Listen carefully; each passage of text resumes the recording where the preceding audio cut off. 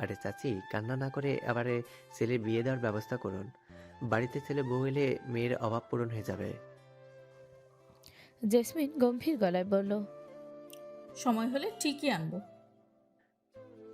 আরে সময় তো হয়ে গেছে। আপনার কি নাতি নাতনির মুখ দেখে দাদি ডাক শোনার ইচ্ছে নেই?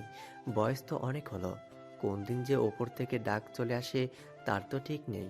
তাই বলছি তাড়াতাড়ি ছেলের বিয়ের ব্যবস্থা করুন। আপনি বলছেন সময় হয়নি, আর এদিকে যে আপনার ছেলে প্রস্তুতি ম্যাচ খেলে ফেলেছে সে খুশ আছে।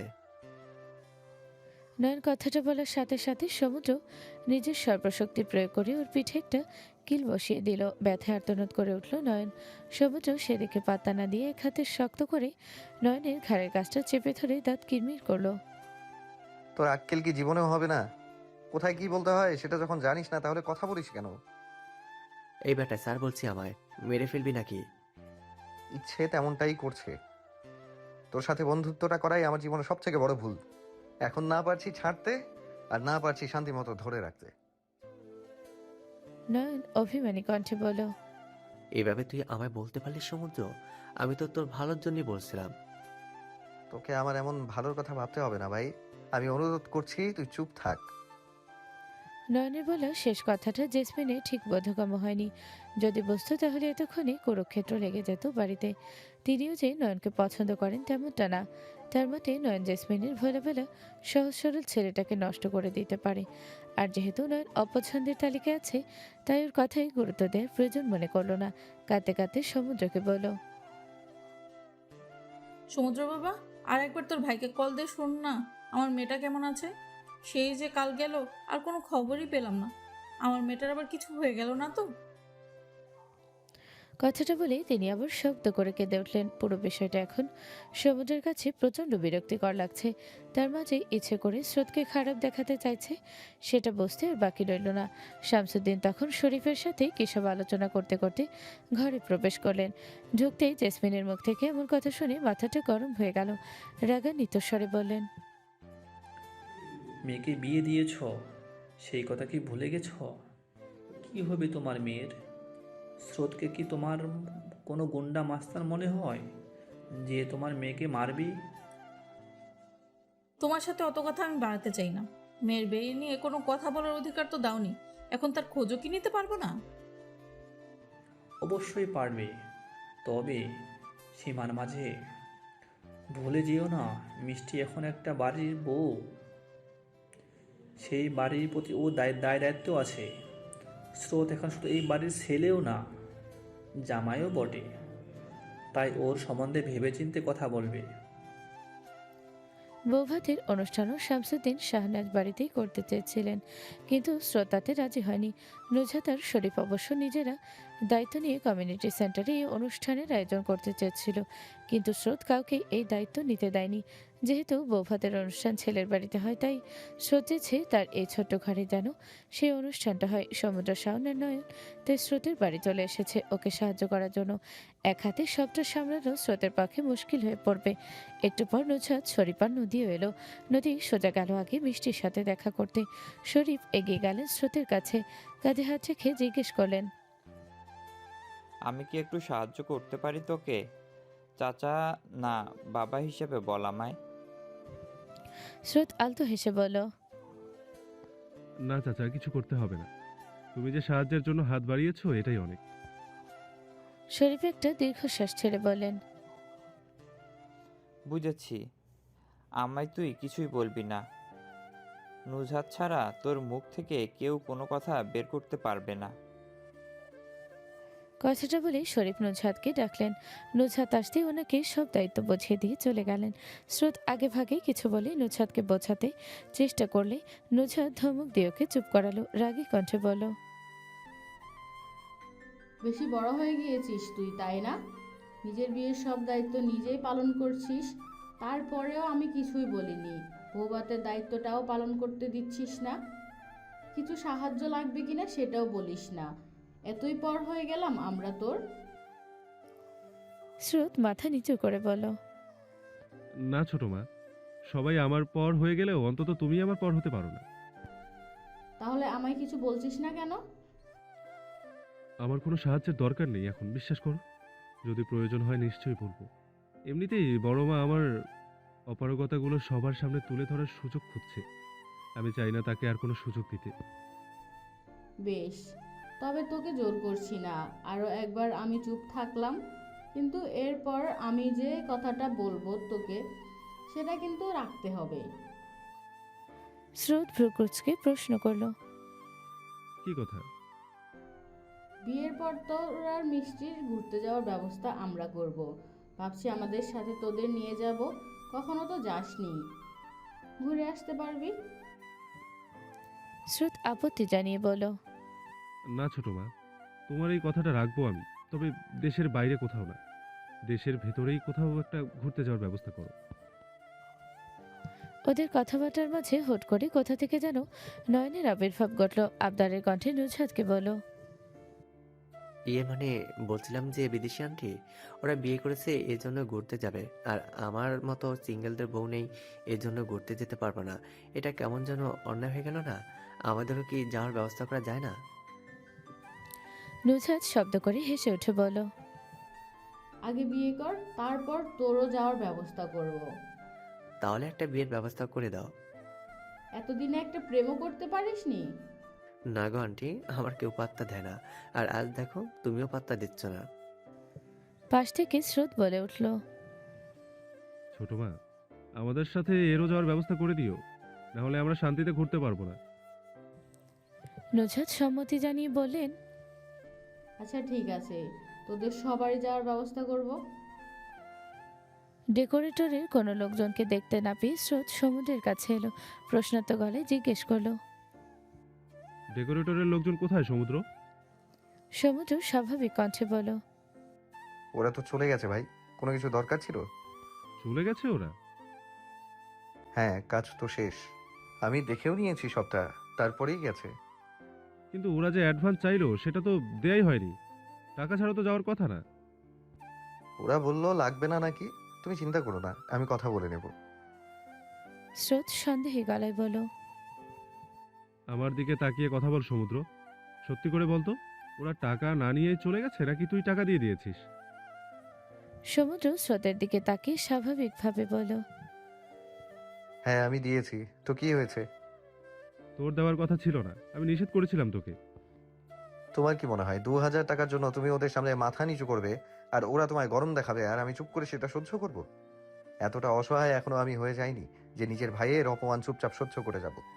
শুধু আজ একটা অনুষ্ঠানের জন্য কিছু বললাম না, তাহলে ওর কলিজা কত বড় হয়ে গেছে তোমার চোখে চোখ রাঙিয়ে কথা বলে সেটা আমিও একটু দেখাতাম। সমুদ্রের কথা শেষ হতে না হতেই স্রোত ও হঠাৎ ওকে জড়িয়ে ধরল। প্রথম দফায় সমুদ্র একটু চমকালো, একটু পর জড়িয়ে ধরার কারণটা ঠিকই বুঝতে পারলো। হালকা হেসে বলল। আমার ভাইয়ের সম্মান মানে আমারও সম্মান। আমি শুধু মিষ্টির ভাই না, তোমারও ভাই। ছোট মা, আর তুই আমার না বলা কথাগুলো বুঝে যাস, তোদের অনেক ঋণ জমা হয়ে আছে।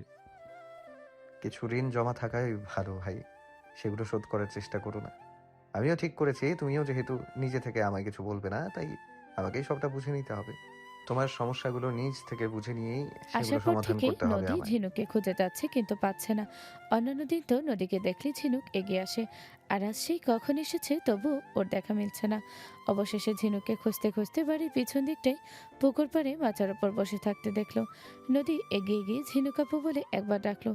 ডাক শুনে ঝিনুক একবার নদীর দিকে তাকালো, কিন্তু বেশিক্ষণ তাকিয়ে থাকলো না, মুখ ঘুরিয়ে নিল।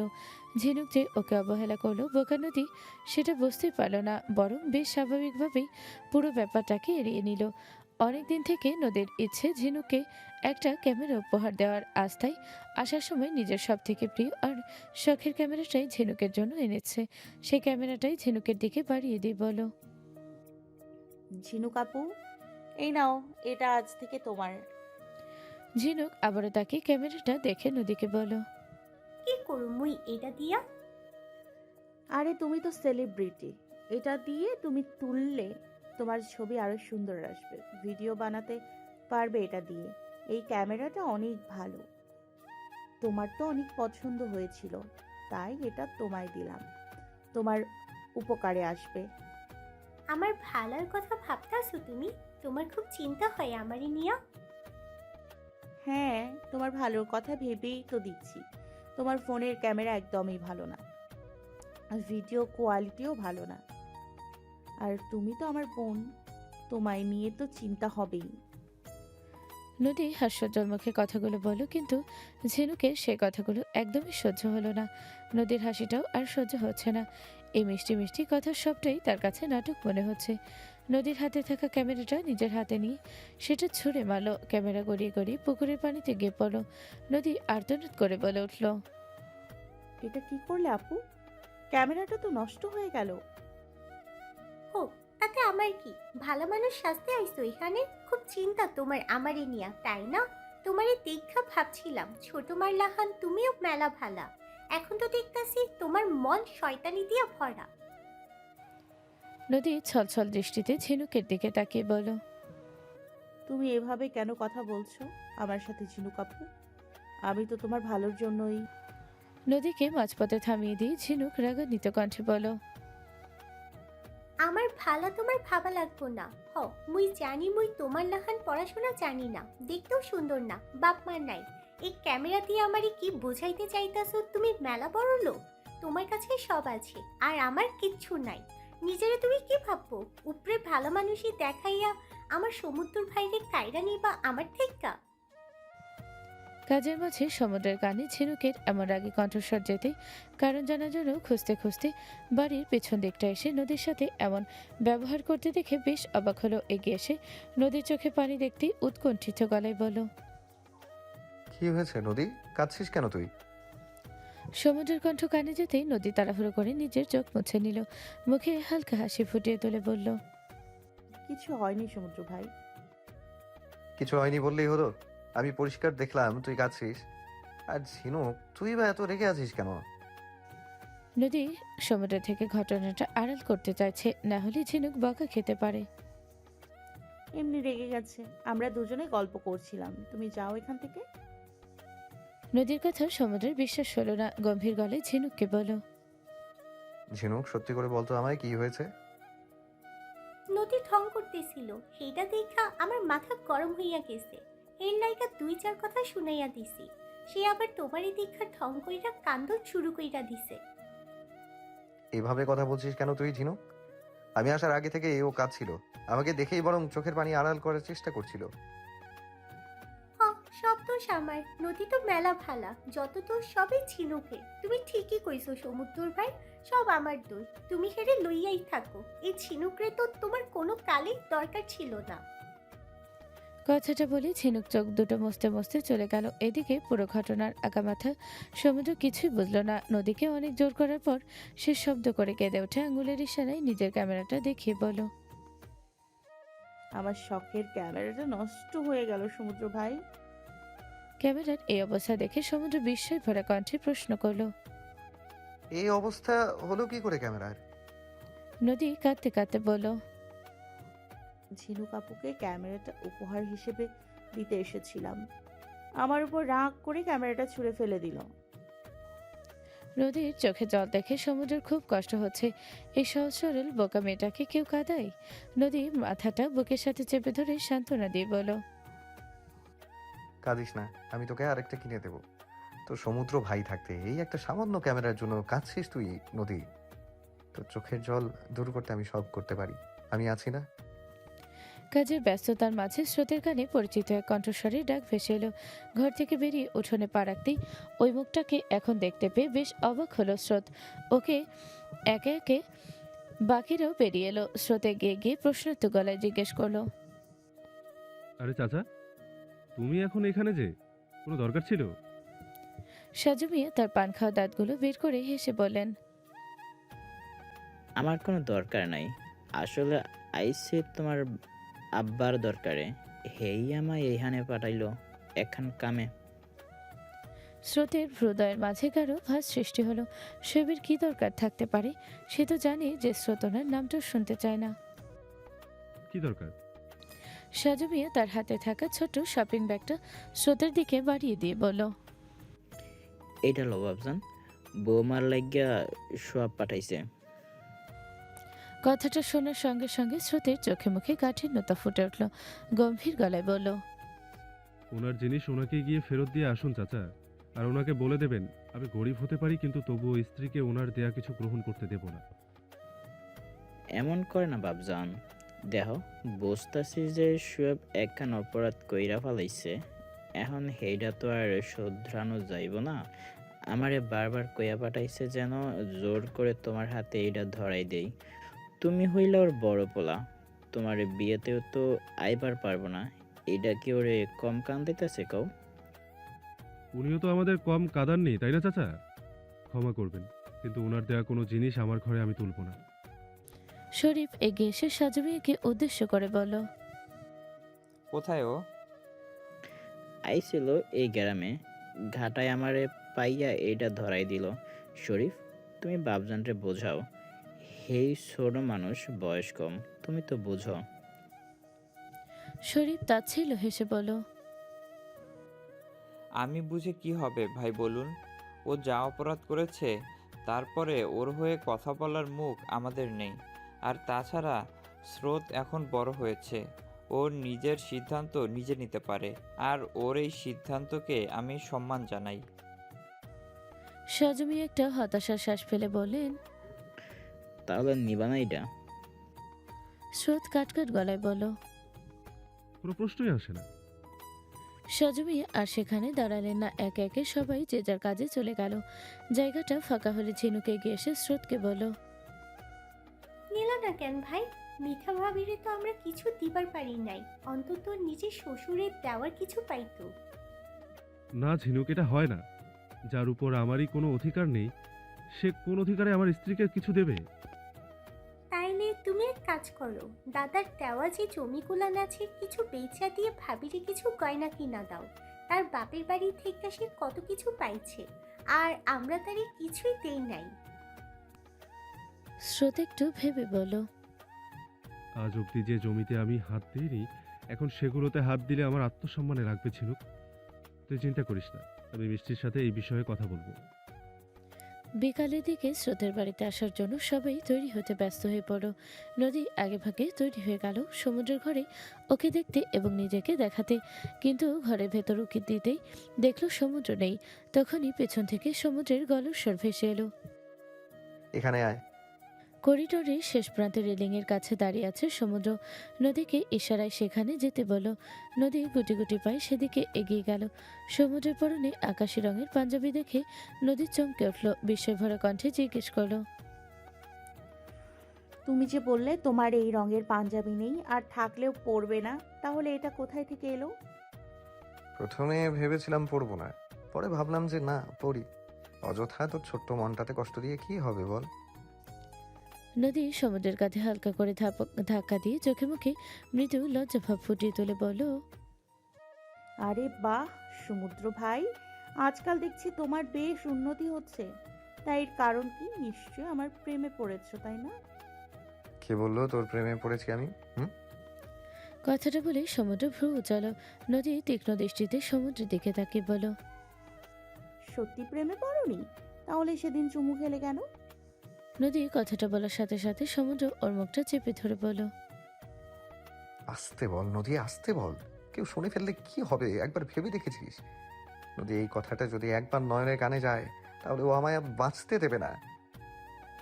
নদী মুখের উপর থেকে সমুদ্রের হাতটা সরিয়ে দিয়ে বলল, তাহলে স্বীকার করো যে তুমি আমার প্রেমে পড়েছো।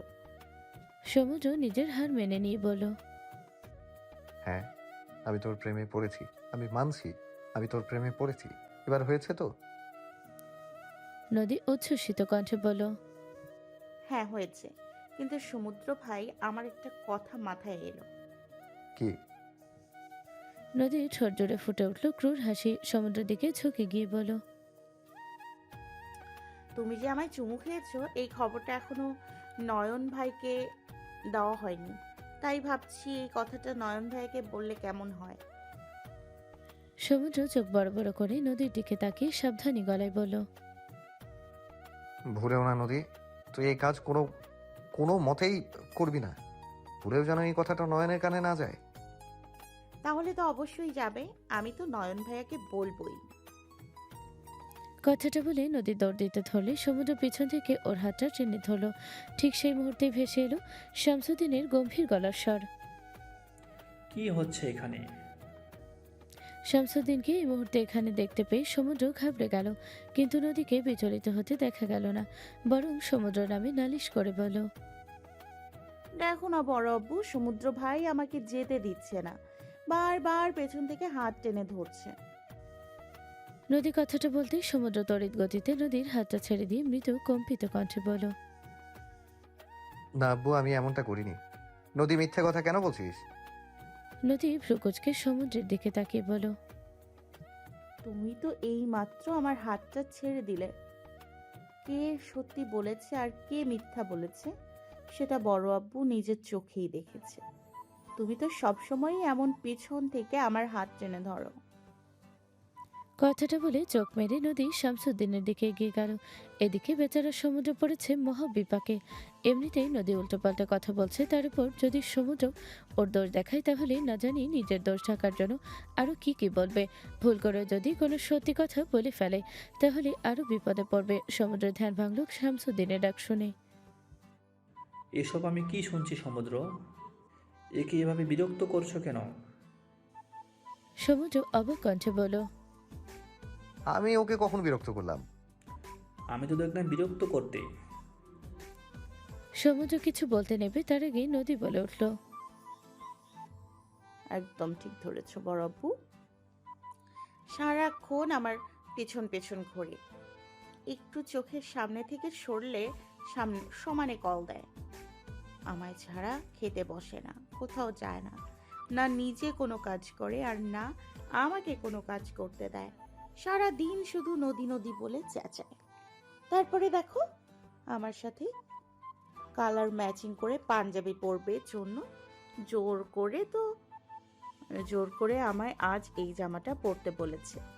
না হলে তো অন্য একটা জামা ঠিক করে রেখেছিলাম আজ পরবো বলে। এখন আবার আমায় তাড়াহুড়ো করে ডেকে এনে বলছে সমুদ্র ভাইকে কেমন লাগছে সেটা যেন বলি। সমুদ্র কি বলবে বুঝতে পারছে না। নদী নিজের সব আচরণগুলো সমুদ্রের নামে চালিয়ে দিল। আর এদিকে বেচারা সমুদ্র লজ্জায় শামসুদ্দিনের দিকে চোখ তুলে তাকাতে পারছে না। নদীর এই কথাগুলো শুনে নিশ্চয়ই কিছু সন্দেহ করবে। শামসুদ্দিন নদীর মাথায় হাত বুলিয়ে দিয়ে আদুরে গলায় বলল, এরপর থেকে বিরক্ত করলে আমায় বলবে কেমন? তারপর ওর ব্যবস্থা আমিই করব। আর তুমি আমার সাথে চলো। নদী হালকা হেসে মাথা নাড়িয়ে সায় জানাতেই শামসুদ্দিন সমুদ্রকে উদ্দেশ্য করে বলল, আর তুমি? সমুদ্র কেঁপে উঠল, মাথা তুলে নিষ্পাপ চাহনিতে শামসুদ্দিনের দিকে তাকাতেই তিনি রাগান্বিত কণ্ঠে বলল, নিজের আচরণ ঠিক করো। দিন দিন শাহনামাজ বাড়ির ছেলের অধঃপতন হচ্ছে। কথাটা বলে তিনি নদীকে নিয়ে চলে গেলেন। সিঁড়ির কাছে যেতেই নয়নের দেখা মিলল। নদী শামসুদ্দিনকে বলল যে নয়নের সাথে একটা দরকারি কথা শেষ করে আসছে। শামসুদ্দিন চলে গেল। সমুদ্র তখন ওদেরকে খেয়াল করেনি। হঠাৎ নয়নের নাম ধরে জোরে ডেকে উঠতেই সমুদ্র চমকে সেদিকে তাকালো। নদী মুচকি হেসে চলে গেল। নয়ন বিস্ফোরিত দৃষ্টিতে সমুদ্রের দিকে তাকিয়ে আছে। সেই দৃষ্টি দেখে সমুদ্র বুঝতে পারল যে নদী আরেকটা অঘটন ঘটিয়ে ফেলেছে। একটা দীর্ঘশ্বাস ফেলে বলল, এই জন্যই গুণীজনেরা বলেছিলেন প্রেম করতে নেই, এমন বাচ্চা মেয়ের সাথে তো মোটেই না। নয়ন, শাওন ভাইকে দেখেছিস? সমুদ্র প্রশ্নের কোনো উত্তর না দিয়ে নয়ন ছি বলে অন্যদিকে মুখ ঘুরিয়ে নিল। নয়নের এমন ব্যবহারে সমুদ্র ভ্যাবাচাকা খেল। পর মুহূর্তে যখন ওর এমন আচরণের কারণ বুঝতে পারল তখন ফোঁস করে একটা হতাশার শ্বাস ফেল। মৃদু বিরক্তি করা ভরা কণ্ঠে বলল, আপাতত তোর এসব নাটক বন্ধ কর, বল দেখেছিস কিনা। নয়ন অন্যদিকে দৃষ্টি রেখে সমুদ্রকে বলল, দেখ সমুদ্র, আমি ভদ্রঘরের ভদ্র ছেলে, তুইও ভদ্রঘরের সেটা আমি জানি। তবে ছেলেটা তুই ভদ্র না, আর তোর সাথে থেকে আমি নিজের চরিত্রের অবনতি ঘটাতে পারবো না। তাই আজ থেকে তোর সাথে আমার সব সম্পর্ক শেষ। সমুদ্র রাগান্বিত কণ্ঠে বলল, একদম আমার গা জ্বালাবি না নয়ন। আর এমনিতেও তোর সাথে সম্পর্ক রাখার আমারও খুব একটা ইচ্ছে নেই। থাক তুই তোর নাটক নিয়ে। সমুদ্র চলে গিয়ে একটু পর আবার নয়নের কাছে ফেরত এলো। রাগান্বিত কণ্ঠে বলল, হিসেবের কাগজটা যখন তোর কাছে ছিল তখন আমায় বললি না কেন? নয়ন স্বাভাবিক কণ্ঠে বলল, তুই কি আমায় জিজ্ঞেস করছিলি কিছু যে আমি বলবো? শাওন ভাইয়ের কথা তোকে আমি জিজ্ঞেস করিনি? হ্যাঁ করছিলি, কিন্তু কাগজটা তো চাসনি, তাহলে দেবো কেন? সমুদ্র খুব কষ্টে নিজের একটা নিয়ন্ত্রণ করে বলল, আজ আমার মাথাটা তুই প্রচন্ড গরম করলি নয়ন, পরে দেখে নেবো তোকে। নয়ন আতঙ্কিত গলায় বলল, আমায় দেখে নিবি মানেটা কি? নদীর সাথে যা করেছিস আমার সাথেও কি তাই করবি নাকি? না, এ হতে পারে না। সমুদ্র, আমি তোর পায়ে পড়ছি, দয়া করে আমার সম্মান আমার থেকে কেড়ে নিস না। বউবিহীন এই জীবনে তো এই সম্মানটুকুই আছে, যদি তুই এটা কেড়ে নিস তাহলে বউটাও পাবো না। সমুদ্র এবারে আর না হেসে থাকতে পারল না। দুজনে একযোগে শব্দ করে হেসে উঠল। এই ছেলের উপর রাগ করে থাকা অসম্ভব। নয়ন বুঝতে পেরেছে যে সমুদ্র ওর উপরে মারাত্মক রেগে আছে, সেজন্য ইচ্ছে করে এমন আজে বাজে কথা বলে ওকে হাসালো।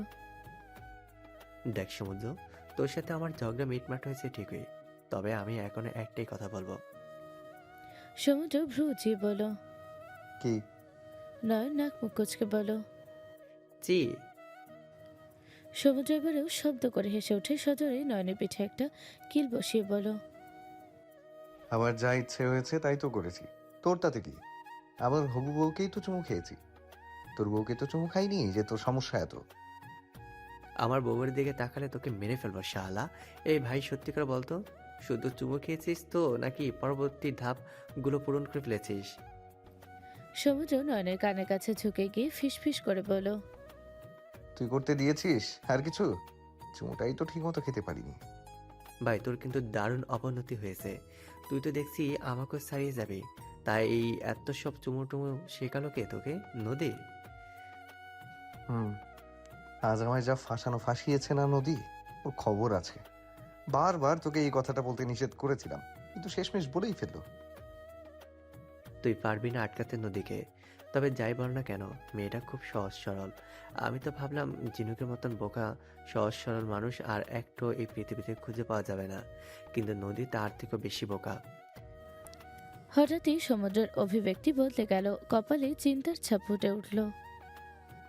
জানিস নয়ন, ঝিনুক আজ নদীর সাথে খুব খারাপ ব্যবহার করেছে। নয়ন অবাক গলায় বলল, কি বলছিস? ওদের দুজনের মাঝে তো খুব ভাব। আমিও সেটাই ভাবছি, কিন্তু আজ খুবই খারাপ ব্যবহার করেছে, আর এর কারণটাও আমি বুঝতে পারছি না। কি করেছিস সেটা বল। সমুদ্র সকালে পুরো ঘটনাটা নয়নকে খুলে বলতেই নয়নের অভিব্যক্তিও বদলে গেল। সে বোধহয় বুঝতে পেরেছে ঝিনুকের এই ব্যবহারের কারণ। মিনমিনে কণ্ঠে বলল, আমি বোধহয় জানি এর কারণ। সমুদ্র উৎকণ্ঠিত গলায় বলল, কি? আসলে গতকাল ঝিনুক তোকে দেখানোর জন্য সেজেছিল, তখন আমি ওকে বিরক্ত করার জন্য বলেছিলাম যে সমুদ্র তোকে পাত্তা দেবে না, ও নদীকে ভালোবাসে, খুব তাড়াতাড়ি ওদের বিয়েও হবে। নয়ন সমুদ্রের দিকে তাকাতেই দেখল সমুদ্র রক্তচক্ষু নিয়ে ওর দিকে তাকিয়ে আছে। নয়ন একটা শুকনো ঢোকিলে মেকি হাসি দিয়ে বলল, আমি তো মজা করেছিলাম ভাই, এর জন্য যে অকালে নদীর শখের ক্যামেরাটা মরবে এটা ভাবতে পারিনি। সমুদ্র বজ্র কণ্ঠে বলল, ইচ্ছে করছে ক্যামেরার মতন করে তোকেও ছুঁড়ে মারতে, সব জায়গায় ঝামেলা পাকিয়ে রাখিস তুই। নয়ন অপরাধী কণ্ঠে বলল, ভুল হয়ে গেছে, আর হবে না এমন। হওয়ার জন্য কি বাকি রেখেছিস কিছু? আমি ভেবেছিলাম ঝিনুককে আস্তে ধীরে বুঝিয়ে বলবো, নদী এই বিষয়ে কিছু জানে না। ও কতটা কষ্ট পাবে ভেবেছিস একবার?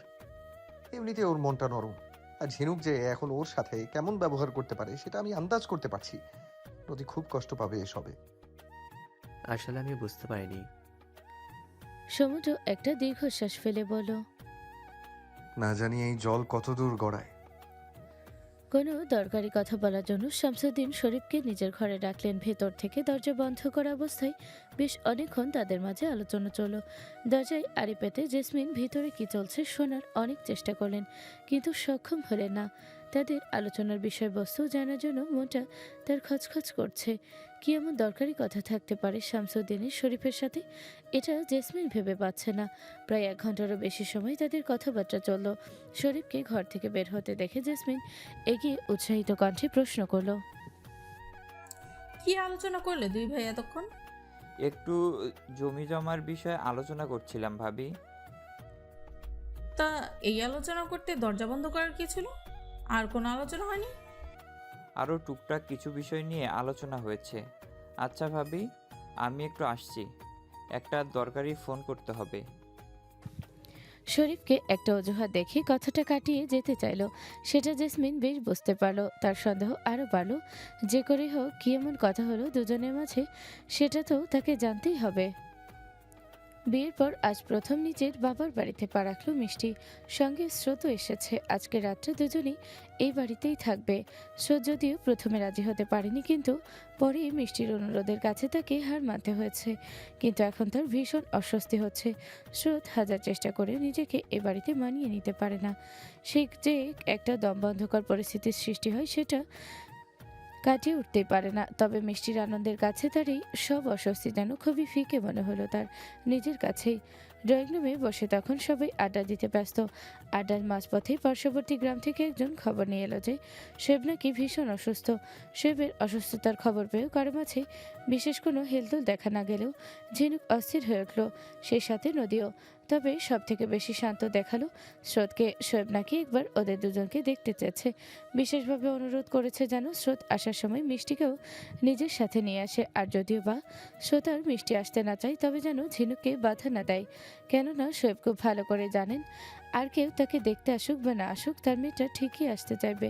খবরটা পরপর মুহূর্তের মাঝে সবার চেহারা থেকে হাসি উড়ে গেল। মুহূর্তে পরিবেশটা কেমন যেন থমথমে হয়ে উঠল। শামসুদ্দিন স্রোতকে উদ্দেশ্য করে বলল, তুমি কি যাবে স্রোত?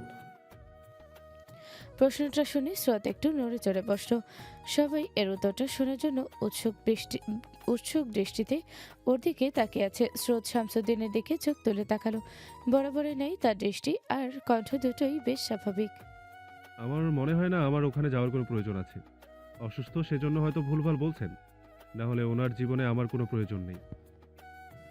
শামসুদ্দিন নীরবে একটা হতাশার শ্বাস ফেলেন। এই কথার দ্বারা তিনি এটা স্পষ্ট বুঝতে পারলেন যে স্রোতের যাওয়ার বিন্দুমাত্র কোনো ইচ্ছে নেই। তিনিও আর জোর করার কোনো আগ্রহ খুঁজে পেলেন না। নুজাত শান্ত কণ্ঠে স্রোতকে বলল, মাঝে মাঝে অভিমান অভিযোগগুলোকে ভুলে গিয়ে আমাদের মনুষ্যত্বের পরিচয় দিতে হয় স্রোত। আর যখন বুঝতে পারা যায় যে কোনো অপরাধী তার অপরাধের জন্য মন থেকে ক্ষমা প্রার্থী, তখন তাকে ক্ষমা করে দিতে হয়। না হলে তো আমরাও অপরাধী হলাম, তাই না? যদি সৃষ্টিকর্তা আমাদের ক্ষমা করে দিতে পারেন, তাহলে আমরা মানুষ হয়ে মানুষকে ক্ষমা করতে পারি নাকি? আমি আমার মাঝের মনুষ্যত্ববোধ হারিয়ে ফেলেছি ছোট মা, আর আমি ওনাকে কি ক্ষমা করব? আমি ওনার জীবনের এত গুরুত্বপূর্ণ কোনো মানুষই নই যার থেকে ক্ষমা না পেলে ওনার জীবনটা আটকে যাবে। অভিমান অভিযোগগুলো একটুর জন্য ভুলে যা বাবা। শুধু একবার গিয়ে চোখের দেখাটা দেখে আয়। একবার ঝিনুকের দিকে তাকিয়ে দেখ মেয়েটা কেমন কাঁদছে। ঝিনুকের যাওয়ার ব্যবস্থা আমি করে দেব, তুমি চিন্তা করো না ছোট মা। ও চাইলে কিছুদিন ওখানে থেকে ওর বাবার সেবা করে ফিরতে পারে, আমার কোনো অসুবিধা নেই। কিন্তু আমার অনুরোধ রইল তোমার প্রতি, আমার থেকে এমন কোনো কিছু আশা করো না। আমি তোমার আশা রাখতে পারবো না, আর তাতে আমারই খারাপ লাগবে। স্রোত উঠে চলে গেল। নুজাত আর আশা রাখলেন না। তাকে হাল ছাড়তে দেখে শামসুদ্দিন বলে উঠল, তুমি অন্তত হাল ছেড়ো না নুজহাত। আমি জানি স্রোতকে যদি কেউ রাজি করাতে পারে তাহলে সেটা একমাত্র তুমিই পারবে। ছেলেরা তো মায়ের কথা বেশি গুরুত্ব দেয়, আর তুমি হলে ওর সেই মা যে ওকে জন্ম না দিয়ে ওর ওর মনে জায়গাটা দখল করে নিয়েছ। দেখো না একটু বোঝানো যায় কি না ওকে। শামসুদ্দিনের কণ্ঠে একটা অনুরোধের ছোঁয়া পাওয়া গেল। নিরুপায় নুজাত ওনার মুখের ওপরের নাও করতে পারলেন না। স্রোতকে বোঝাতে চলে গেলেন। অবশেষে দীর্ঘক্ষণ বোঝানোর পর তিনি স্রোতকে রাজি করাতে সক্ষম হয়েছেন।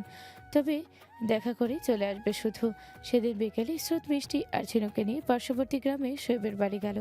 পুরোটা সময় স্রোত শুধু মূর্তি নেয় চুপচাপ একপাশে দাঁড়িয়ে থেকেছে। বাকি শোয়েবের সাথে যা কথা সেটা মিষ্টি আর ঝিনুকই বলেছে। ফেরার আগে ঠিক হলো যে ঝিনুক কয়েকটা দিন এখানেই থাকবে। ফেরার আগে রাতের খাবার খাওয়ার জন্য শোয়েবের দ্বিতীয় স্ত্রী ওদেরকে অনেক অনুরোধ করলো। শোয়েবও অনুরোধ করলো, তবে সে অনুরোধ রাখলো না স্রোত। এক ফোঁটা পানিও খেলো না। যতটা তাড়াতাড়ি সম্ভব ততটাই তাড়াতাড়ি বেরিয়ে পড়লো। আর শাহনাজ বাড়িতেও ফিরল না। নিজেদের সেই ছোট টিনের বাড়িতে ফিরে গেল। মিষ্টি রান্না করতে চাইল, তবে স্রোত তাতে বাধা দিল। ঘরে বিস্কুট ছিল, সেটাই দুজনে খেয়ে নিল। স্রোত সমুদ্রকে ফোন করে জানিয়ে দিল যে রাতে আর ও বাড়ি ফিরবে না। মিষ্টি যদি যেতে চায় তাহলে কাল চলে যাবে। রাতে দুজনের মাঝে বিশেষ কোনো কথাবার্তা হলো না। লাইটার বন্ধ করে দিয়ে চুপচাপ ঘুমিয়ে পড়ল। তবে ঘুম কারো চোখে নেই। মিষ্টি যদিও বা চুপচাপ শুয়ে আছে, কিন্তু স্রোত ছটফট করছে। মিষ্টি একটু হলেও আন্দাজ করতে পারছে স্রোতের মনের মাঝে ঠিক কী ঝড় বয়ে চলেছে। মিষ্টি তো চেনেই মানুষটাকে। মুখে যতই নিজের বাবার ওপর রাগ দেখাক না কেন, তাকেই অসুস্থ অবস্থায় দেখে তো স্রোতেরও কষ্ট হয়েছে। শোয়েবকে ভালো মন্দ কিছু জিজ্ঞেস করেনি। আর এখন যে সে কারণে অপরাধবোধ কাজ করছে মনের মাঝে, সেটাও মিষ্টি বেশ ভালোই বুঝতে পারলো। অনেকক্ষণ চুপচাপ থাকার পর অবশেষে স্রোতকে জিজ্ঞাসা করেই ফেলল। কি হয়েছে? এমন ছটফট করছো কেন? মাথা ব্যথা করছে। দাঁড়াও, আমি মাথাটা টিপে দিচ্ছি। মিষ্টি স্রোতের কপালে হাত রাখতেই স্রোত সে হাতটা সরিয়ে দিয়ে দুহাতে মিষ্টিকে জড়িয়ে ধরে ওর গলার ভাঁজে মুখ ডুবালো। আকস্মিক স্রোতের স্পর্শে মৃদু কেঁপে উঠল মিষ্টি। তবে খুব তাড়াতাড়ি নিজেকে স্বাভাবিক করার চেষ্টা করলো। স্রোতের চুলের মাঝে হাত বুলিয়ে দিয়ে বলল, মেজো চাচার কথা মনে পড়ছে তাই না? স্রোত ছোট করে জবাবে বলল, তাহলে তখন ওভাবে চুপ করে দাঁড়িয়েছিলে কেন? একটু ভালোভাবে কথা বললেই তো এখন আর অপরাধবোধটা কাজ করতো না তোমার মনের মাঝে। ছোট মা যাওয়ার সময় বারবার করে তোমায় বলে দিলেন যে এমন কিছু করো না যেন পরে আফসোস করতে হয়, কিন্তু তুমি সেই এমন কাজ করলে যার জন্য এখন আফসোস হচ্ছে। জানেন মিষ্টি, আপনার মেজো চাচা এখন যখন মাঝে মাঝে নিজের অপরাধটা স্বীকার করে, তখন ইচ্ছে করে সব ভুলে গিয়ে ওনাকে একবার বাবা বলে ডাকি। আর ঠিক তখনই কিছু স্মৃতি মনে পড়ে যায়। আমাদের দুই ভাই বোনের হাত ছেড়ে দিয়ে ওনার চলে যাওয়ার কথা মনে পড়ে যায়। আর ঠিক তখনই আমার সব এলোমেলো হয়ে যায়। এগুলো মনে রেখে কি পাচ্ছ? কষ্টটা তো নিজেরই হচ্ছে। তাহলে সব ভুলে যাও। চাচার শরীরের অবস্থা দেখে মনে হলো না বেশি দিন বাঁচবে বলে। এবারে অন্তত ওনাকে ক্ষমা করে দাও। ওনার এই অবস্থা দেখার পর আপনা আপনি ওনাকে ক্ষমা করে দিয়েছি, কিন্তু স্বাভাবিক সম্পর্কটা হয়তো ওনার সাথে তৈরি করতে পারবো না। আচ্ছা ঠিক আছে, করতে হবে না। মনের বিরুদ্ধে থেকে তোমায় আমি কিছু করতে বলবো না। ওনাকে ক্ষমা করতে পেরেছো, এটাই যথেষ্ট। এখন তাহলে ঘুমাও, আমি মাথায় হাত বুলিয়ে দিচ্ছি। মিষ্টির কথায় স্রোত কোনো উত্তর দিল না। বেশ কিছুটা সময় পর স্রোত একবার মিষ্টির নাম ধরে ডেকে উঠল। মিষ্টি, বলো। আমার আপনাকে প্রয়োজন। আমি তো আছি তোমার কাছে। এভাবে না, আমি আপনাকে সম্পূর্ণভাবে নিজের করে চাই।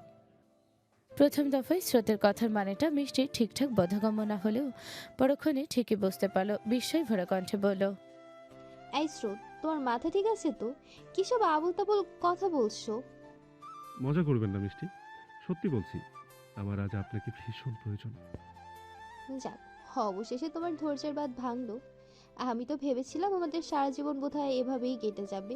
এই দাঁড়াও দাঁড়াও, তুমি আমায় তখন থেকে আপনি বলে ডাকছো তাই না? আমি তো আপনাকে আপনি বলেই ডাকি। মিষ্টি স্রোতকে নিজে থেকে সরিয়ে দিয়ে রাগী গলায় বলল, মুখে বলছো বউকে তোমার সম্পূর্ণভাবে লাগবে, আবার আপনি আপনি করে ডাকছো। এসবের মানে কি? হ্যাঁ, কতদিন বলেছি তুমি করে ডাকতে, ডাকো না কেন? সমস্যা কি? স্রোত মিষ্টির দিকে তাকিয়ে আলতো হেসে বলল, আপনাকে আপনি করে ডাকতে আমার বেশি ভালো লাগে। কিন্তু আমার ভালো লাগে না। আমি কি অন্যের বউ নাকি যে আমাকে আপনি করে ডাকছো? ছ্যা। শোনো, হয় তুমি আমাকে তুমি করে ডাকবে, না হলে আমি তোমাকে আজ থেকে তুই করে ডাকবো। এখন ভেবে দেখো তুমি কোনটা চাও। আচ্ছা ঠিক আছে, আজ থেকে বরং আমি তুমি করেই ডাকবো। এবারে ঠিক আছে। আবারও কিছুক্ষণ নীরবতা চলো। এবারও নীরবতা ভেঙে শ্রুতি বলে উঠল, তোমাকে ছোঁয়ার অনুমতি কি আমি পাবো? শ্রুতির মুখ থেকে তুমি সম্বোধনটা শুনে মিষ্টি লাজুক হিসেব হাসি দিয়ে বলল, এত সুন্দর করে যখন ডাকলে তবে অনুমতি দেওয়াই যায়। অনুমতি পাওয়ার পরে স্রোতের মাঝে একটু সংকোচ বোধ দেখা গেল। মিষ্টি সেটা বুঝতে পেরে আলতো করে স্রোতের হাতের ওপরে হাত রাখলো। মিষ্টির পরিপূর্ণ সম্মতিতে স্রোত যেন আরও গভীরভাবে উপলব্ধি করতে পারলো। আলতো করে মিষ্টির কপালে নিজের ঠোঁট ছোঁয়ালো। মিষ্টি মৃদু কেঁপে উঠল, তবে কিছুই বলতে পারল না। পরমাবেশে চোখ দুটো বন্ধ করে নিল। ধীরে ধীরে স্রোতের সে ছোঁয়া মিষ্টির গলায় নেমে এলো। স্রোতের সে ছোঁয়ায় মিষ্টির চোয়ালে হালকা কম্পন তৈরি হলো। স্রোতের তপ্ত নিঃশ্বাস এক অন্যরকম শিহরণ জাগিয়ে তুলল মিষ্টির সারা শরীরে। এই প্রথম একে অপরের এত কাছাকাছি এসে নিজেদেরকে একে অপরের মাঝে হারিয়ে ফেল তারা। পরিপূর্ণ হলো ভালোবাসার আরেকটি নতুন অধ্যায়। 20 দিন পর সকালে ঘুম থেকে উঠতেই সমুদ্র খবর পেল যে শামসুদ্দিন নাকি জরুরি তলবে ডেকে পাঠিয়েছেন ওকে। কোনরূপ দেরি না করে হাত মুখ ধুয়েই শামসুদ্দিনের স্টাডি রুমটায় চলে গেল সে। সমুদ্র জানে যেহেতু শামসুদ্দিন এত সকাল সকাল ডেকেছেন, তার মানে নিশ্চয়ই কোনো জরুরি কাজ আছে। অনুমতি পেয়ে ভেতরে ঢুকে সে দরজাটা বন্ধ করে দিল, কেননা বরাবরই সমুদ্রের সাথে কোনো দরকারি কথা বলার সময় শামসুদ্দিন দরজাটাকে বন্ধই করে দিতে বলেন। শামসুদ্দিন এবারে হাতের বইটা একপাশে রেখে দিয়ে ঘুরে বসলেন। চোখে মুখে তার গম্ভীর ভাব বিদ্যমান। বয়স তার অনেকটাই হয়েছে, তবে দু চোখ থেকে এখনও সেই যৌবনকালের তেজটা যায়নি। লম্বা সুঠাম দেহের অধিকারী, কাঁচা পাকা দাড়ি আর চুলে তাকে দেখতে এখনও বেশ সুদর্শন লাগে। সমুদ্র বরাবরই মানুষটাকে দেখে মুগ্ধ হয়। এই মানুষটাকে নিজের বাবা হিসেবে পরিচয় দিতে তার ভীষণ গর্ব হয়। গ্রামশুদ্ধ মানুষ যখন তার বাবার প্রশংসা করে, তখন ছেলে হিসেবে গর্বে বুকটা ফুলে ওঠে সমুদ্রের। আর সেই কারণেই এই মানুষটাই সমুদ্রের আদর্শ। সমুদ্রের এসব ভাবনার মাঝে শামসুদ্দিন বলে উঠলেন, শরীফরা সামনের মাসে চলে যাচ্ছে, এই খবর কি জানো? সমুদ্র কিঞ্চিত বিস্মিত কণ্ঠে বলল, না তো আব্বু, আমি জানি না, কেউ কিছু বলেনি আমায়। কেন নদী বলনি? না। তাহলে মনে হয় ও জানে না। হতে পারে। তো এই খবরটা শোনার পর কি ভাবলে? কি ভাববো? এবার ওরা চলে গেলে সামনে 5 বছরেও আবার দেশে ফিরবে কিনা সন্দেহ আছে। এই কথাটা শোনার পরও সমুদ্র বেশ স্বাভাবিক কণ্ঠে উত্তরে বলল, ও আচ্ছা। শামসুদ্দিন ভ্রু কুঁচকালেন। ছেলের এমন স্বাভাবিক ভাবভঙ্গি শামসুদ্দিনের একটু পছন্দ হলো না। মৃদু বিরক্তিকর কণ্ঠে বলল, আমি কি বলতে চাইছি সেটা কি তুমি বুঝতে পারছো না? সমুদ্র নাকি সত্যি বুঝতে পারেনি, ফলস্বরূপ দুদিকে মাথা নাড়িয়ে নাবোধক উত্তর জানিয়ে বলল, না আব্বু, আমি সত্যি বুঝতে পারিনি। বেশ, তবে তোমায় সোজাসুজি বলছি, নদীকে বিয়ে করতে চাও? সমুদ্র বিস্ফোরিত নয়নে শামসুদ্দিনের দিকে তাকালো। মুহূর্তের মাঝে তার ভেজা গলাটা শুকিয়ে গেল। কি উত্তর দেবে বুঝতে পারছে না।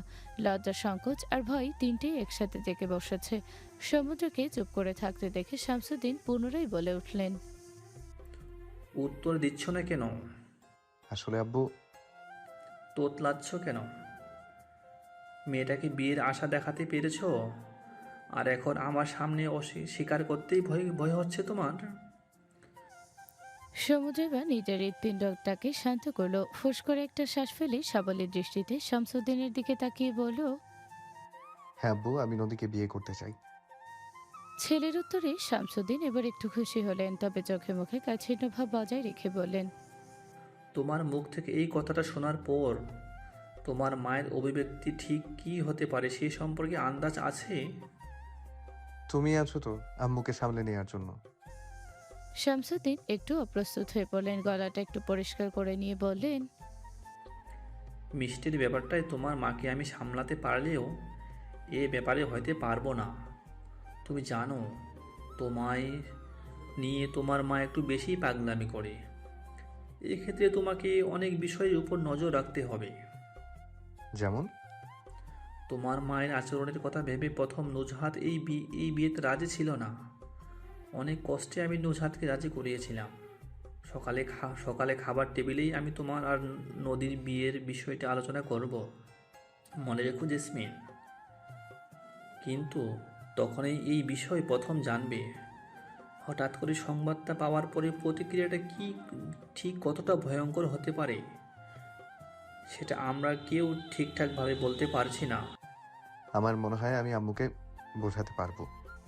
শামসুদ্দিন তাচ্ছিল্য ভরা কণ্ঠে বললেন, এত সহজ হলে তো হয়েই যেত। তুমি ভাবতেও পারছো না জেসমিন ঠিক কি তাণ্ডব চালাতে পারে। সেই ক্ষেত্রে তোমাকে তোমার মাকে সামলাতে হবে। নুজহাত যেন বেঁকে না বসে সেই বিষয়ে তোমাকে খেয়াল রাখতে হবে, এবং অবশ্যই নদীসহ ওর পরিবারের সকলের সম্মানের দিকটাও নজর রাখতে হবে। সমুদ্র কিছুটা সময়ের জন্য গভীর ভাবনায় মাঝে ডুব দিল। শামসুদ্দিন সমুদ্রের উত্তর শোনার জন্য আগ্রহ ভরা দৃষ্টিতে তাকিয়ে আছেন। বেশ কিছুটা সময় পর সমুদ্র হালকা হেসে শামসুদ্দিনকে বলল, তুমি চিন্তা করো না আব্বু, আমি সবটা সামলে নিতে পারবো। আচ্ছা, এবার তবে আসি। সব থেকে গুরুত্বপূর্ণ কোথায়? সমুদ্র কিঞ্চিত অবাকের সুরে বলল, এখনো বাকি আছে? তা তো অবশ্যই আছে। বিয়ে করবে বলে ভেবেছো, বিয়ে মানে কত বড় দায়িত্ব সেটা বোঝো। একটা মেয়ের সারা জীবনের দায়িত্ব নিতে হবে। শুধু তার থাকা খাওয়ার দায়িত্ব না, সুখ দুঃখ সব কিছুর দায়িত্ব নিতে হবে। এক সময় গিয়ে সব কিছুই মিলে প্রচণ্ড মানসিক চাপ সৃষ্টি হতে পারে তোমার উপর। তখন যেন আবার তার হাত ছেড়ে পালিয়ে না যাও। সমুদ্র মুচকি হেসে বলল, তোমার ছেলে পালাতে শেখেনি আব্বু। আর সব থেকে বড় কথা হচ্ছে আমার আদর্শ তুমি। আম্মুর এত অন্যায়, এত অপরাধের পরও যখন তুমি তাকে বারবার ক্ষমা করো শুধুমাত্র তাকে ভালোবাসার জন্য, আজও তার হাতটা ছাড়তে পারোনি, তাহলে আমি তোমার ছেলে হয়ে বোকা নদীর হাতটা কি করে ছেড়ে পালিয়ে যাবো বলো তো? শামসুদ্দিন যেন একটু চমকে উঠলেন। ছেলে তবে তার দুর্বলতা খুঁজে পেয়েছে, তবে কথা বাড়ালেন না। ঠিক আছে, তবে তোমার উপর আমি ভরসা করলাম। নিজেকে প্রস্তুত করো, একটু পরেই কিন্তু জেসমিন বিলাপ শুরু করবে। খাবার টেবিলে সবাই সকালে নাস্তা করার উদ্দেশ্যে বসেছে। আজ সকাল সকাল মিষ্টি আর স্রোত চলে এসেছে শামসুদ্দিনের ডাকে। আজকাল সবার অতিরিক্ত জড়াজড়িতে বাধ্য হয়ে মাঝে মাঝেই এ বাড়িতে খাবার খেতে হয় স্রোতকে।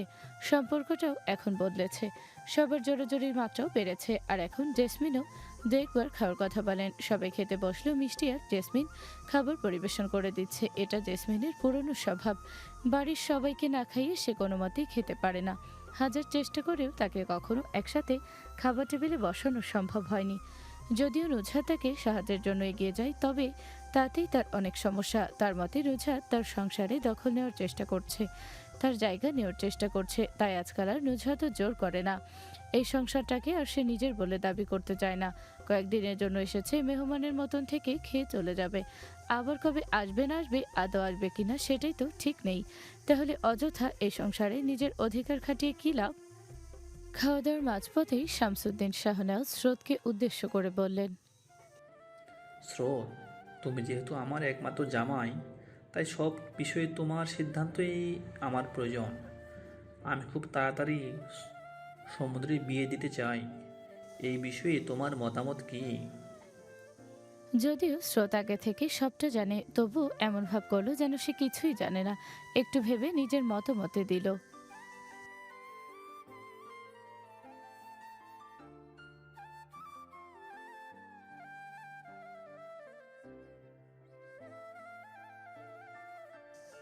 শামসুদ্দিন শাহনাজের পাশে দাঁড়ানো জেসমিন উচ্ছ্বসিত গলায় বললেন, হ্যাঁ তাই করো। আমিও ভাবছিলাম যে সমুদ্রের বিয়ে দেওয়ার কথা তোমায় বলবো।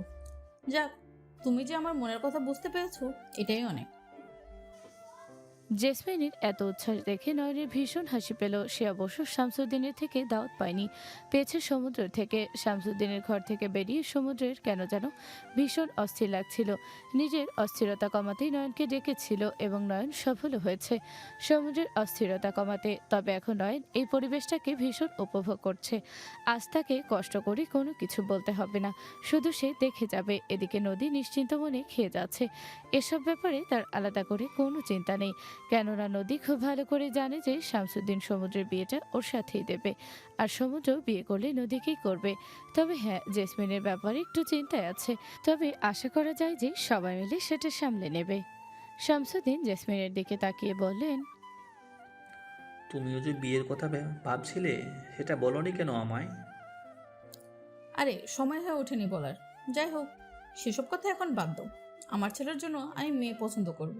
আমার সোনার টুকরো ছেলের জন্য আমি খুঁজে খুঁজে ওর সাথে মানানসই একটা মেয়ে বের করব। তুমি দেখো, আশেপাশের 10 গ্রাম আমার বৌমার মতো আর বৌমা খুঁজে পাবে না। তুমি পছন্দ করবে ভালো কথা, তার আগে একবার ছেলেকে তো জিজ্ঞেস করে দেখো যে ওর কোনো পছন্দ আছে কি না। যদি না থাকে তখন না হয় তুমি পছন্দ করবে। জেসমিন আত্মবিশ্বাসের সাথে বলল, আমি জানি আমার ছেলের কোনো পছন্দ নেই। আমি যার সাথে বিয়ে ঠিক করব ও তাকেই বিয়ে করবে। এতটা বিশ্বাস ঠিক না জেসমিন। ছেলে বড় হয়েছে, তার পছন্দ থাকতেই পারে।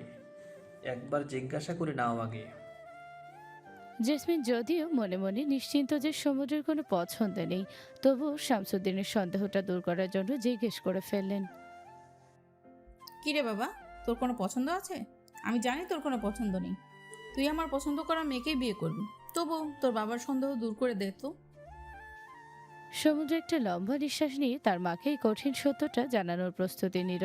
যদিও কয়েক মাস আগে তার বিয়ের কথা উঠত, তবে সমুদ্র চোখ বন্ধ করে তার মাকে বলতে পারতো যে তোমার পছন্দ করা মেয়েকেই আমি বিয়ে করব।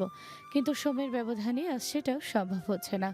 জেসমিনের দিকে তাকিয়ে স্বাভাবিক কণ্ঠে বলল, আমি তোমার পছন্দ করা মেয়েকে বিয়ে করতাম আম্মু, কিন্তু জেসমিন প্রশ্নাত্মক গলায় জিজ্ঞেস করলো, কিন্তু কি? সমুদ্র চেয়ার থেকে উঠে গিয়ে জেসমিনের সামনাসামনি দাঁড়ালো। তার দুই কাঁধে হাত রেখে শান্ত গলায় বলল, আমি একজনকে পছন্দ করি আম্মু, আর আমি জানি তোমারও আমার পছন্দকেই পছন্দ হবে। তোমার ভরসা আছে না তোমার ছেলের পছন্দের ওপর? নয়নের এবারে মাটিতে গড়াগড়ি খেয়ে হাসতে ইচ্ছে করলো। সমুদ্র ভাবলো কি করে যে ওর পছন্দ জেসমিনেরও পছন্দ হবে। এদিকে জেসমিন তো ইতিমধ্যেই থমকে গেছেন। সমুদ্রের পানি শীতল চাহনি নিক্ষেপ করে প্রশ্ন করলেন, কখনো তো আমায় কিছু বলিসনি এ বিষয়ে, না কখনো তার ছবি দেখিয়েছিস। কারণ তার ছবি দেখানোর কিংবা তার বিষয়ে আলাদা করে তোমাকে জানানোর কোনো প্রয়োজন নেই আম্মু, তুমি তাকে চেনো। জেসমিনের চোখে মুখে ফুটে উঠল এবারে বিস্ময় ভাব। প্রশ্নাত্মক গলায় জিজ্ঞেস করলেন, কার কথা বলছিস তুই? সমুদ্র একটা শুকনো ঢোক গিলে বলল। নদী। জেসমিনের চোখে মুখে ফুটে উঠল এবারে বিস্ময় ভাব। প্রশ্নাত্মক গলায় জিজ্ঞেস করলেন, কে নদী? আমাদের নদী আম্মু। কথাটা বলে সমুদ্র ইশারায় নদীকে দেখালো। ইতিমধ্যে নদীর খাবার হাত থেমে গেছে। অপ্রত্যাশিতভাবে এখন নদীর ভীষণ ভয় করছে। তবে সে চুপচাপ বসে আছে। শুধু নদী না, নুজহাত, শরীফ, শাওন সবাই চুপচাপ বসে আছে। তবে নুজহাতের মুখভঙ্গি বেশ গম্ভীর দেখাচ্ছে। তার নিজেরও হয়তো এ বিয়েতে পুরোপুরি মত নেই। এদিকে সমুদ্র ইশারায় নদীকে দেখালে জেসমিন কিছুক্ষণ থম মেরে দাঁড়িয়ে থাকলেন। তারপরে হুট করে কেমন হেসে উঠলেন। তার হাসি দেখে সবাই আরো বেশি চিন্তায় পড়ে গেল। মিষ্টি এগিয়ে এলো জেসমিনের দিকে, নিজের দিকে ঘুরিয়ে দাঁড় করিয়ে বলল, হাসছো কেন আম্মু? জেসমিন হাস্যোজ্জ্বল ভঙ্গিতেই বলল, হাসবো না তো কি করব? শুনেছিস তোর ভাই কি বলছে? ও নাকি নুজহাতের মেয়েকে বিয়ে করবে, মানে ও নদীকে বিয়ে করতে চাইছে, যাকে আমি দু চোখে সহ্য করতে পারি না। কোনো ভয়ানক ঝড়ের পূর্বাভাস যেন সবাই পেয়ে গেল। সমুদ্র বুঝতে পারলো যে ব্যাপারটাকে ও যতটা সহজ ভেবেছিল ততটা সহজ হবে না। মিষ্টি থেকে জেসমিনকে ছাড়িয়ে নিয়ে নিজের দিকে ঘুরিয়ে দাঁড় করালো। জেসমিনের দুই হাত শক্ত করে ধরে শান্ত কণ্ঠে বলল, আম্মু, আমি বুঝতে পারছি যে হঠাৎ সংবাদটার জন্য তুমি প্রস্তুত ছিলে না। আমি এটাও জানি যে তুমি নদীকে পছন্দ করো না, কিন্তু বিশ্বাস করো, ও মেয়েটা খুব ভালো। তুমি একবার ওকে ভালোবাসার চেষ্টা করে দেখবে, ওকে অপছন্দ করার কোনো কারণই খুঁজে পাবে না তুমি। জেসমিনের চোখ মুখে কাঠিন্যতা ফুটে উঠল। গম্ভীর গলায় বলল, তুই আমার সাথে মজা করছিস তাই না সমুদ্র? ছোটবেলা থেকে তোর স্বভাব আমাকে ইচ্ছে করে রাগিয়ে দেয়া। এখনো তুই তাই করতে চাইছিস? হ্যাঁ, তাই হবে। আমি তো জানি আমার ছেলে আমাকে কষ্ট দিতে পারে না। তুই তো আমায় কথা দিয়েছিলি যে আমার পছন্দ করা মেয়েকেই বিয়ে করবি। এসব মজা এখন বাদ দে তো বাবা। তুই দেখিস আমি তোর জন্য খুব সুন্দর মেয়ে খুঁজে আনবো। শেষের কথাগুলো বলার সময় জেসমিন কেমন অস্থির হয়ে উঠলেন, কেমন পাগল পাগল দেখাচ্ছে তাকে। সমুদ্রের গালি মাথায় হাত বুলিয়ে দিয়ে সামনে সমানে একই কথা বলে যাচ্ছেন। আমি জানি তুই মজা করছিস আমার সাথে। আমার ছেলে আমায় কষ্ট দিতেই পারে না। এতক্ষণ চুপ করে থাকা শামসুদ্দিন শাহনেওয়াজ বুঝতে পারলেন যে পরিস্থিতিটা সমুদ্রের একার পক্ষে সামলানো বেশ মুশকিল হয়ে পড়ছে। চেয়ার থেকে উঠে দাঁড়িয়ে কয়েকবার জেসমিনের নাম ধরে ডাকলেন, কিন্তু তার কান অবধি যেন সেই ডাক পৌঁছালোই না। তিনি এখনও সমুদ্রকে বারবার একই কথা বলে যাচ্ছেন। শেষে বাধ্য হয়ে শামসুদ্দিন শাহনেওয়াজ একটা ধমক দিতেই জেসমিন মৃদু কেঁপে উঠলেন। একটু শান্ত হলেন যেন। শামসুদ্দিন অগ্নিদৃষ্টি নিক্ষেপ করে কণ্ঠে তেজ বজায় রেখে বললেন, কি পাগলামি শুরু করছো? নদীর সাথে বিয়ে হলে তোমার সমস্যা কি? জেসমিন নিজেও দ্বিগুণ তেজ দেখিয়ে বলেন, তার কারণ আমার ওকে পছন্দ না। আর সব থেকে বড় কথা হলো ও নুজহাতের মেয়ে। যেখানে ওর মাকে দেখলে আজও আমার শরীরে জ্বালা ধরে, সেখানে ওর মেয়েকে আমি আমার ঘরের বউ করে তুলবো? এটা ভাবলে কি করে তোমরা? বাড়াবাড়ি করো না জেসমিন। তোমার ছেলেই পছন্দ করেছে নদীকে, আর নুজহাতের মেয়েকে নিজের ঘরে বউ করে আনতে পারাটা সৌভাগ্য মনে করো। দরকার নেই আমার এমন সৌভাগ্যের। তুমি একদম বাড়াবাড়ি করবে না সমুদ্রের বাবা। তুমি আমার মেয়ের জীবন শেষ করেছো, আমি কিচ্ছু বলিনি, কিন্তু একদম আমার ছেলের জীবনের দিকে হাত বাড়াবে না। ওর বউ আমি পছন্দ করে নিয়ে আসবো। জেসমিন এবারে উৎকণ্ঠিত দৃষ্টিতে সমুদ্রের দিকে তাকালেন। কেমন যেন পাগলের মতো আচরণ করছেন তিনি। হুট করে এবার ডুকরে কেঁদে উঠলেন। দুই হাতে ছেলের গলা জড়িয়ে ধরে হাউমাউ করে কাঁদতে কাঁদতে বললেন, আমি জানি তুই তোর বাবার চাপে পড়ে বিয়েটা করতে রাজি হয়েছিস, তাই না? তুই চিন্তা করিস না, আমি সব সামলে নিব। তোর বাবা বেশি বাড়াবাড়ি করলে দরকার পড়লে আমি আর তুই বাড়ি থেকে বের হয়ে যাব, কিন্তু তাও তুই এই বিয়েটা করবি না বাবা। সমুদ্র নিজের মায়ের মাথায় হাত বুলিয়ে দিয়ে বলল, তুমি আগে শান্ত হও আম্মু, আমরা এই বিষয় নিয়ে পরে কথা বলবো। কিসের পরে কথা বলবি? আমি তো বলছি তুই এই বিয়েটা করবি না। তোকে আমার কসম সমুদ্র, তুই ওই মেয়েকে কোনো মতেই বিয়ে করবি না। জেসমিনের এবারের বেলা কথাগুলো সমুদ্রের কান অব্দি পৌঁছালো কিনা কে জানে। সমুদ্র তখন অসহায় দৃষ্টিতে তাকিয়ে আছে তার সম্মুখে দাঁড়ানো নদীর পানি, যার চোখ জোড়া ছলছল করছে। নদীর সেই দুই চোখে যেন হাজারো প্রশ্ন খুঁজে পেল সমুদ্র, হাজারো আশঙ্কা দেখা দিল। অথচ আজ অব্দি মনে হয় না কখনো সমুদ্র নদীর চোখে ওকে হারানোর ভয় দেখতে পেয়েছে। কি করে সমুদ্র এই মেয়েটার হাত ছেড়ে দেবে? এই সহজ সরল বোকা মেয়েটার মনটাকে ভাঙতে পারবে না সমুদ্র। আর সব থেকে বড় কথা, নিজের জন্যই নদীকে সমুদ্রের ভীষণ প্রয়োজন। জীবনে ভালো থাকার জন্য, হাসার জন্য তো একটা নির্দিষ্ট কারণ প্রয়োজন। নদী হলো সমুদ্রের সেই নির্দিষ্ট কারণ, যাকে দেখলে নিমিষের মাঝে সমুদ্রের অস্থির হৃদয়টা শান্ত হয়ে যায়, যাকে দেখলে চোখের পলকে সারাদিনের সকল ক্লান্তি দূর হয়ে যায়, যার কথা শুনলে আপনা আপনি সমুদ্রের দুই ঠোঁটে হাসি ফুটে ওঠে, যে শুধু নিঃস্বার্থভাবে সমুদ্রকে ভালোবেসে যেতে পারে। সারাটা দিন সমুদ্র ভাই করে সারা বাড়ি মাথায় তুলে রাখতে পারে। এই মেয়েটাকে কষ্ট দেওয়া অসম্ভব। সমুদ্র পারবে না এই মেয়েটার হাত ছেড়ে দিতে। ওর নিজের ভালো থাকার জন্য হলেও নদীকে ভীষণ প্রয়োজন। জেসমিন অনেকক্ষণ ধরে সমুদ্রকে নানা রকমভাবে বোঝানোর চেষ্টা করছে যেন নদীকে কোনো মতে বিয়ে করতে রাজি না হয়, কিন্তু সমুদ্র থেকে কোনো সাড়া শব্দ পাচ্ছে না। সমুদ্রের মুখের দিকে তাকাতে দেখলো ওর নজর সামনের দিকে, এবং খুব ভালো করে বুঝতে পারলো যে তার কথায় সমুদ্রের কোনো মনোযোগী নেই। সমুদ্রের দৃষ্টি অনুসরণ করে সামনে তাকাতে দেখলো নদীও এক ধ্যানে সমুদ্রের দিকে তাকিয়ে আছে। অমনি জেসমিনের মাথায় যেন রক্ত চড়ে বসলো। নদী যেন তা একটু হলেও আন্দাজ করতে পারলো। ইশারায় সমুদ্রকে জেসমিনের দিকে তাকাতে বলো।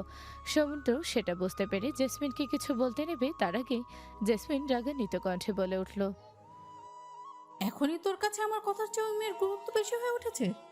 ও, এবারে আমি বুঝতে পেরেছি। ওই মেয়ে ধীরে ধীরে তোর মাথাটা খেয়ে নিচ্ছে, তাই না?